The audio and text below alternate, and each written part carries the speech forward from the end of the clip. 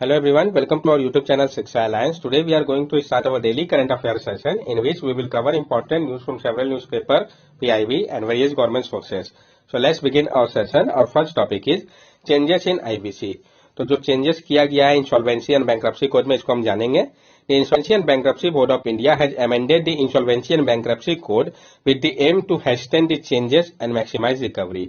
Insolvency and bankruptcy board of India ने amend किया है इंसॉल्वेंसी एंड बैंक्रप्सी कोड को. इसका मकसद है हेस्टेन करना चेंजेस को और मैक्सिमाइज करना रिकवरी को. तो जो की चेंजेस किया गया है इसको हम समझते हैं. If there is no resolution plan, creditor can sell asset separately. अगर कोई भी रेजोल्यूशन प्लान नहीं होगा तो जो क्रेडिटर है वो सेल कर सकते हैं एसेट को सेपरेटली. द परफॉर्मेंस बेस्ड पे structure for resolution professional. Performance based पे स्ट्रक्चर की बात कही गई है रेजोल्यूशन प्रोफेशनल के लिए. The primary role of the resolution professional is to ensure the revival of the corporate debtor.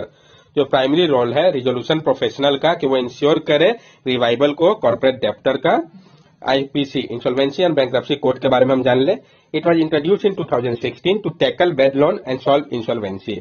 Insolvency and bankruptcy code को इंट्रोड्यूस किया गया था 2016 में ताकि टैकल किया जा सके बैड लोन को और सॉल्व किया जा सके इंसॉल्वेंसी के प्रॉब्लम को.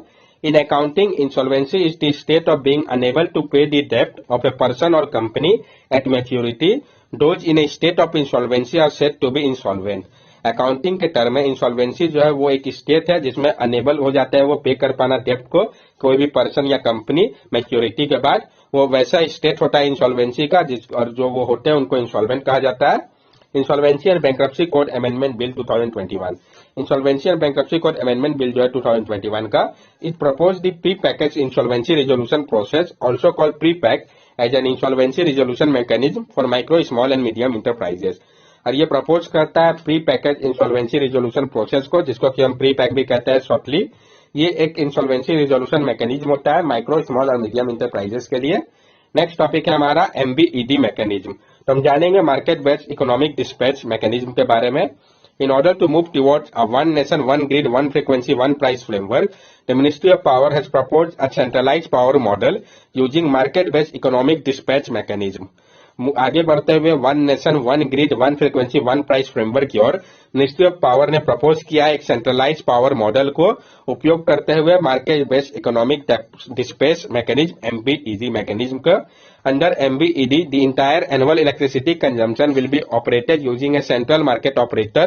Currently, India follows a decentralized power procurement and distribution system. MBED mechanism के अंतर्गत market based economic dispatch mechanism के अंतर्गत जो पूरा एनुअल इलेक्ट्रिसिटी कंजम्पशन होगा उसको ऑपरेट किया जाएगा सेंट्रल मार्केट ऑपरेटर के द्वारा. अभी प्रेजेंटली क्या है इंडिया फॉलो कर रहा है डिसेंट्रलाइज पावर प्रोक्योरमेंट और डिस्ट्रीब्यूशन सिस्टम को. इसका बेनिफिट क्या होगा?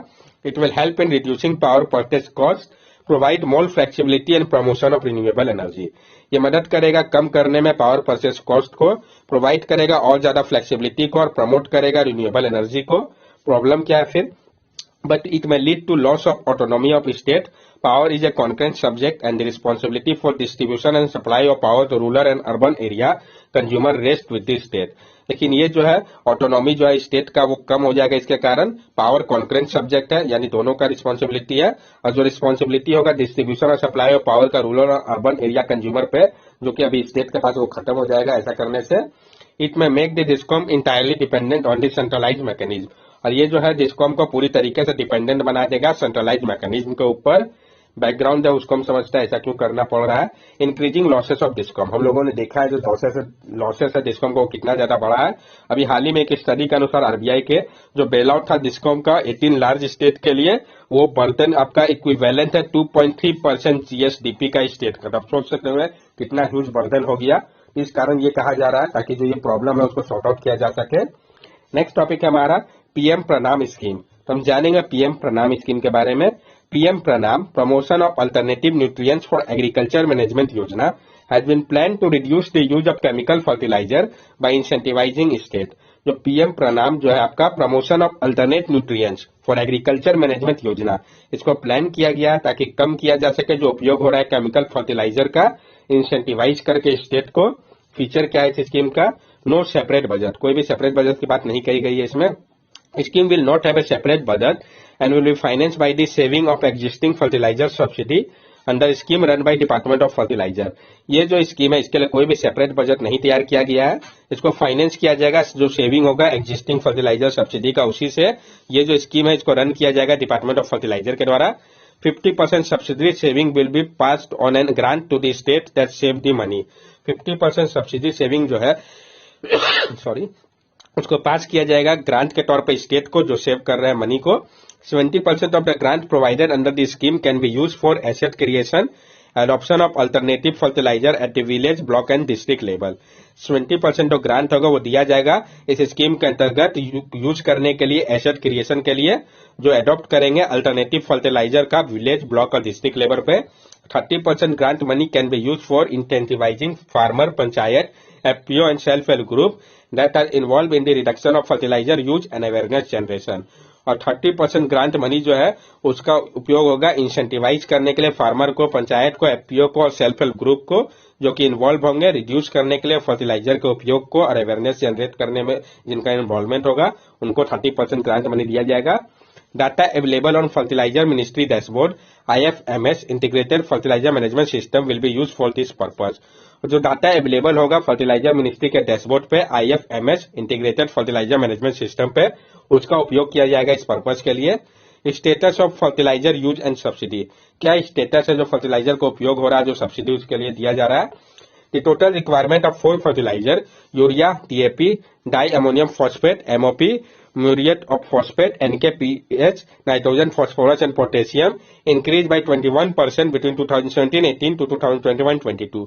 तो टोटल रिक्वायरमेंट है 4 फर्टिलाइजर का, जिसमें आपका urea, DAP, di ammonium phosphate MOP, muriate of potash, NPKH, nitrogen, phosphorus, potassium आता है। उसमें 21% का इंक्रीज देखा गया है 2017-18 से 2021-22 पे। The subsidy burden on chemical fertilizer is expected to increase to rupees 2.25 lakh crore in 2022-23, which is 39% higher than previous year figure of 1.62 lakh crore। और जो सब्सिडी बर्डन है केमिकल फर्टिलाइजर के ऊपर ये एक्सपेक्ट किया जा रहा है तो आपका बढ़ के रुपीज 2.25 लाख करोड़ हो जाएगा 2022-23 पे, जो कि 39% हाइयर है प्रीवियस ईयर के फिगर से।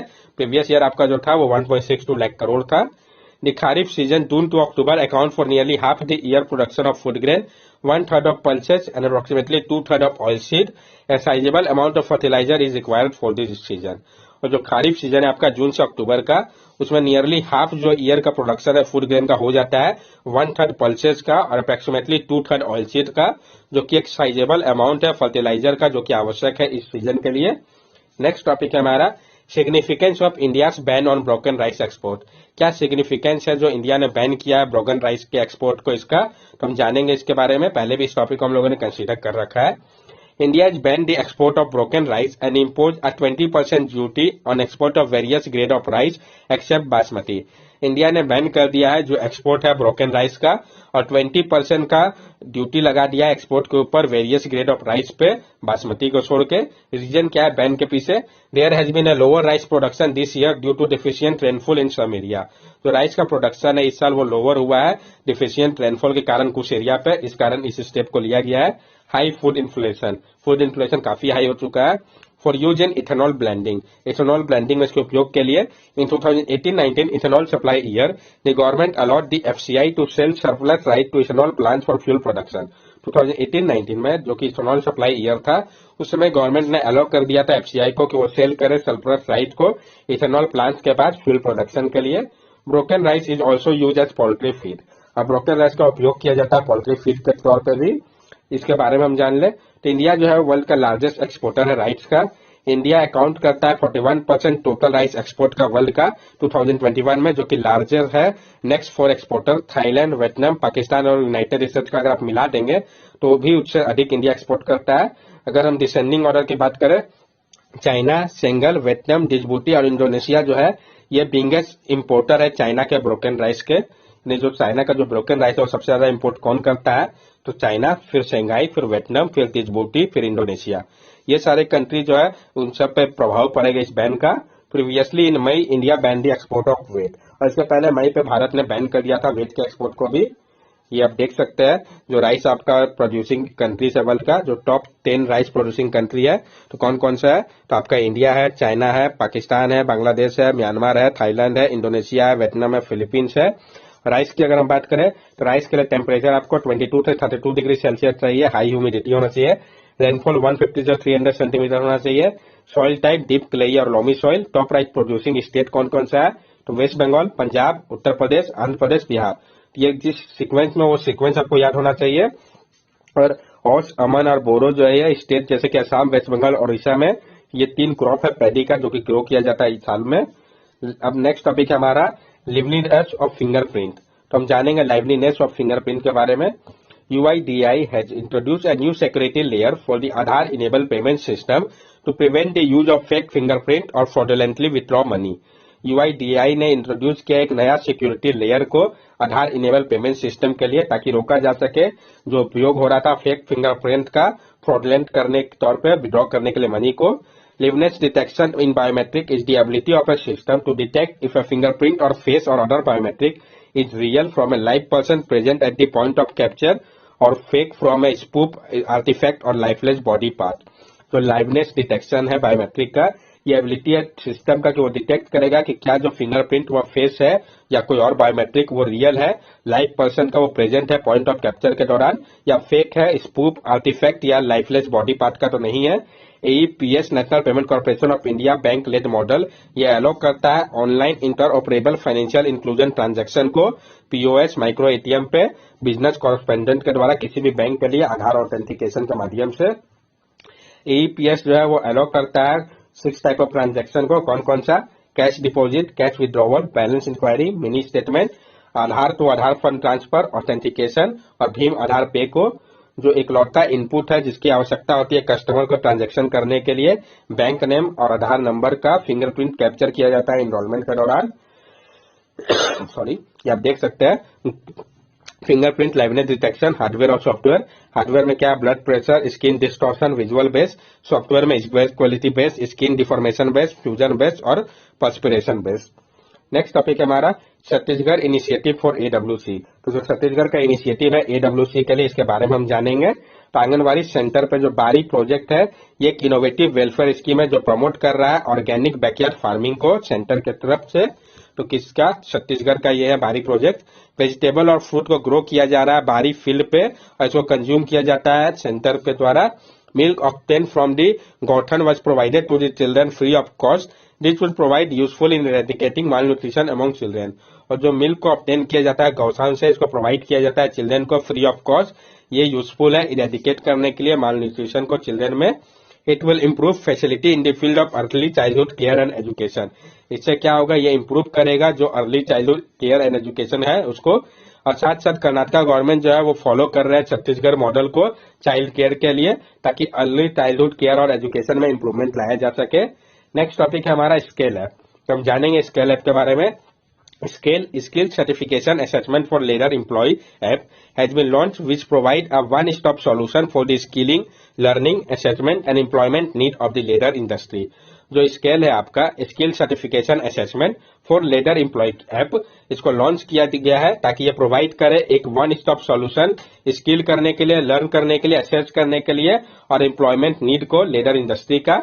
एजेंसी कौन है, तो ladder skill sector council under the ministry of skill development and entrepreneurship.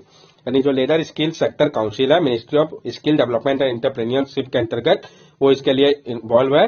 Status क्या है इसका, India is the second largest producer and consumer of footwear in the world. The leather industry in India account for around 13% of the world leather production of hide and skin. India जो है वो second largest producer और consumer है footwear का world पे।